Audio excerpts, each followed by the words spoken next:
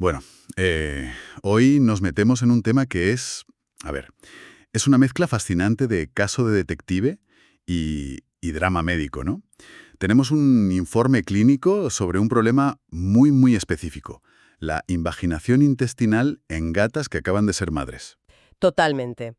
Y aunque suene algo súper de nicho, el escenario es de una complejidad increíble. Es justo el punto donde se cruzan la fisiología llevada al límite, una emergencia quirúrgica de primer orden y, bueno, decisiones farmacológicas muy, muy delicadas. Exacto. O sea, que nuestra misión hoy es desentrañar este puzzle. No es solo entender una enfermedad, es ver cómo algo tan bueno como tener una camada puede de repente destapar un problema oculto y poner en jaque la vida de la madre. Y de los gatitos, claro. Claro, vamos a ver por qué pasa, cómo se pilla a tiempo y cómo se maneja. Porque la clave, y esto es lo importante, es que la crisis aguda que ves en la clínica no es la verdadera enfermedad. Es solo la punta de un iceberg. Pues vamos a empezar por esa punta del iceberg. El informe usa una analogía que me parece muy potente, muy visual. Dice que la invaginación es como si un trozo de intestino se metiera dentro de otro, como un telescopio de estos plegables. Sí, la imagen es perfecta. La imagen es clarísima, sí. Pero las consecuencias de ese simple plegado me imagino que son de todo menos simples. Uf, son catastróficas. Y sobre todo rapidísimas. Imagina ese telescopio plegándose. No solo se pliega el tubo del intestino, es que arrastra con él su cable de alimentación, por así decirlo, el mesenterio, que es por donde van los vasos sanguíneos. Ah, claro. Y lo primero que se colapsa es la vena, el retorno venoso. La sangre puede entrar, pero no puede salir. Se produce un embotellamiento, vaya. Exactamente, un embotellamiento vascular. El tejido se congestiona, se hincha, eso es el edema, y deja de recibir oxígeno. Isquemia. Madre mía. Y en cuestión de horas, ese tejido empieza a morir, a necrosarse. Y un intestino necrosado es una bomba de relojería. Se puede perforar, soltar todo el contenido en el abdomen, peritonitis, shock séptico. Es una carrera contra el reloj, literalmente. Y el informe insiste en una localización muy concreta. La yeyuno-yeyunal. Que a mí, a priori, me sonaba a detalle técnico, pero supongo que el dónde es tan importante como el qué, ¿no? Es absolutamente crucial. Piensa en el aparato digestivo como una autopista. No es lo mismo un atasco al principio del todo que al final. Claro. El yeyuno es la parte alta del intestino delgado. Una obstrucción ahí provoca un colapso sistémico casi inmediato. Los vómitos son violentísimos, constantes, porque no pasa nada. Y eso provoca una deshidratación y una pérdida de electrolitos brutal a una velocidad que asusta. El margen de maniobra es muy, muy pequeño. Vale, entendido el mecanismo. Pero ahora viene la parte que, leyendo el informe, me pareció casi un giro de guión. Habla de que la edad tiene una distribución bimodal, o sea que afecta a dos grupos muy diferentes. Sí. En gatitos jóvenes parece ser como un accidente, a menudo sin una causa clara. Eso es, en los jóvenes se le llama idiopática. A lo mejor tiene que ver con parásitos, un cambio de dieta, una gastroenteritis fuerte, algo que irrita el intestino y provoca una contracción rara. Es un evento agudo, un problema de fontanería, si quieres. Pero en los gatos adultos, como las gatas de nuestro caso, la historia es otra cosa. Y aquí es donde el informe da un golpe sobre la mesa. ¿Y qué golpe? Aquí es donde la historia pasa de ser un accidente a ser la crónica de una muerte anunciada. No estamos hablando de un fallo mecánico puntual. ¿No? El estudio que cita el informe es demoledor. En 7 de 8 gatos adultos con invaginación, ¿sabes lo que encontraron debajo? A ver.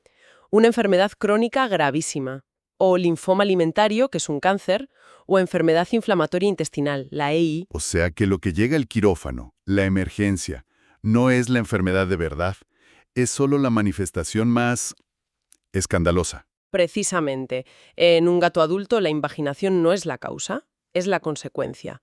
Es el síntoma final de un intestino que lleva meses o años enfermo, inflamado, funcionando mal. Es como un castillo de naipes que se mantenía en pie a duras penas hasta que algo lo ha derribado. Y ese algo es el posparto. Esto me lleva a la siguiente pregunta. Si tenemos a una gata, vamos a llamarla Luna, que ya tenía esta enfermedad sin diagnosticar, ¿por qué explota justo ahora? ¿Qué tiene que ver que acabe de parir? Porque el puerperio, el periodo después del parto, Es la prueba de estrés fisiológico más bestia que puede experimentar un mamífero. Es una auténtica tormenta perfecta a nivel metabólico y hormonal. Claro, el parto, la lactancia. El parto es un esfuerzo enorme, sí, pero luego la lactancia. Las demandas de energía, de nutrientes, son brutales. Todo el sistema está revolucionado. Y eso descontrola el intestino. Descontrola todo. Pero el intestino, que ya estaba tocado, es el eslabón más débil. Esa enfermedad crónica provoca lo que se llama dismotilidad, ¿sabes? El intestino no se mueve como debería, de forma rítmica. Hay zonas que se vuelven hiperexcitables. Y el estrés del posparto es la chispa que prende la pradera. Ajá. Esa zona inflamada se contrae de forma tan violenta que arrastra el trozo de intestino siguiente y lo mete para adentro. Pero en el informe también se hablaba de los electrolitos, del calcio. Sí, y ese es el otro gran factor en esta tormenta. La hipocalcemia, la eclampsia, es un riesgo muy real en gatas que están dando de mamar. El calcio se va en la leche a espuertas. Claro. Y el calcio es vital para que se contraigan los músculos lisos, como el del intestino. Un desequilibrio gordo de calcio puede ser el empujón final que necesita ese intestino ya enfermo para colapsar. Esto cambia por completo la perspectiva del tratamiento, me choca un poco. Si llega Luna al hospital, la operan, le quitan la obstrucción. ¿No está ya curada? Para nada. Y este es probablemente el mensaje más importante de todo el informe. La cirugía es un parche de emergencia. Le salva la vida en ese momento, sí, porque quitas la obstrucción, pero no cura la enfermedad que lo causó. Es como arreglar una tubería reventada sin reparar el óxido que la hizo estallar. Exacto. Volverá a pasar. Por eso la cirugía es solo el primer paso. Y la mejor oportunidad de diagnóstico, me imagino. Ahí le has dado. Durante la operación es absolutamente imperativo tomar biopsias de varias zonas del intestino, incluso de las que parecen sanas a simple vista. Esas muestras son las que nos dirán si detrás hay una EEI o un linfoma. Y ese diagnóstico es el que va a dictar el tratamiento de verdad a largo plazo. Claro, con inmunosupresores o quimio, para evitar que la pesadilla se repita. Eso es. Es un trabajo de detective en tiempo real, con el paciente en la mesa. Pero, para llegar ahí, primero hay que sospecharlo. Y el informe dice que los síntomas iniciales, vómitos, no comer, apatía, son terriblemente vagos en una gata que acaba de parir. Y ese es el gran peligro. Imagina al veterinario. Le llega una gata posparto que está fatal. Podrían ser 1000 cosas. Un diagnóstico erróneo o un retraso de unas pocas horas puede ser la diferencia. Hay que ser muy rápido y muy metódico. ¿Y cuáles serían los otros grandes sospechosos a descartar? El primero de la lista, sin duda, la metritis, una infección del útero. Es muy común. La pista clave ahí es buscar si hay alguna secreción vaginal rara, con pus. Ajá. Y la ecografía ayuda mucho para ver si el útero está lleno de líquido. El segundo, la hipocalcemia, la eclampsia, que ya hemos comentado. A veces en gatas los signos son sutiles, no tan escandalosos como en perras. Puede ser solo un poco de nerviosismo o debilidad. Y eso se confirma con un análisis de sangre. Exacto. Si no es ni una cosa ni la otra, si no hay infección y el calcio está bien, pero la gata sigue vomitando y empeorando, ahí tienen que saltar todas las alarmas hacia una obstrucción intestinal. Y aquí es donde una herramienta se convierte, como dice el informe, en la heroína indiscutible del diagnóstico. La ecografía abdominal. Claro. Sin ninguna duda. Es rápida, no es invasiva, te da la respuesta casi al momento, y la imagen que buscas, la que describe el informe, es patognomónica. O sea que si la ves, tienes el diagnóstico. El signo de la diana. El signo de la diana o de los anillos concéntricos, sí. Es que lo que ves en la pantalla es literalmente una diana. Varias capas de pared intestinal, una dentro de otra. Ver esa imagen es la sirena de bomberos. Confirma la emergencia y moviliza a todo el equipo para entrar a quirófano ya. Vale. Estabilizan a Luna, diagnóstico confirmado, llega la cirugía. El informe plantea dos caminos. Intentar desplegar el intestino o cortar directamente lo dañado. Pero parece que cortar es lo más habitual. Sí, con diferencia. La reducción manual, que sería como desenrollar un calcetín, solo se puede intentar en casos que se pillan muy pronto, cuando el tejido todavía está viable. Pero no suele ser el caso, por lo sano. Exacto. El procedimiento se llama resección y anastomosis. Cortas el trozo malo, te aseguras de que los bordes que dejas están sanos, con buen riego, y los coses. Es una cirugía delicada, pero según los estudios que citan, es necesaria en casi 3 de cada 4 casos. Entendido. Pero claro, la siguiente pregunta es, ¿cómo evitamos que vuelva a ocurrir? Y ahí entra la enteroplicatura, este procedimiento que, a ver, suena a una solución definitiva, ¿no? Coser las asas del intestino entre sí, para que no se muevan. Suena lógico, sí. Es un intento de inmovilizar el sistema para que no haya más accidentes. Y en perros a veces se usa. Pero en gatos, y esto me parece fascinante, el informe lo presenta como algo muy controvertido. ¿Por qué? ¿Cuál es el problema? El problema es que al intentar solucionar algo puedes crear un marrón peor. El intestino del gato es muy lineal. Si tú coses las asas en una posición fija, creas ángulos y recovecos que no son naturales. Ah, Y eso puede hacer que un cuerpo extraño tonto, como un simple hilo con el que juega el gato y se lo traga, y que normalmente pasaría sin más, se quede enganchado en esas suturas y te provoque una nueva obstrucción.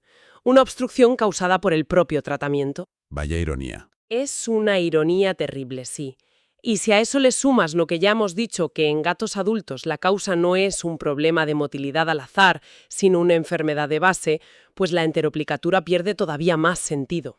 Claro, la mejor prevención es tratar la enfermedad, no fijar el intestino. Exacto.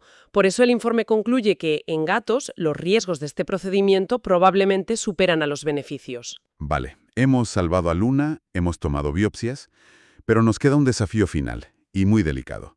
Manejar el dolor de la madre sin hacer daño a los gatitos. Todo lo que le das a ella puede pasar a la leche. Este es el acto de equilibrio más fino de todo el proceso. Los gatitos recién nacidos son fragilísimos. Sus hígados, sus riñones son muy inmaduros. No pueden procesar los fármacos como un adulto. Una dosis que para la madre es segura, para ellos puede ser tóxica.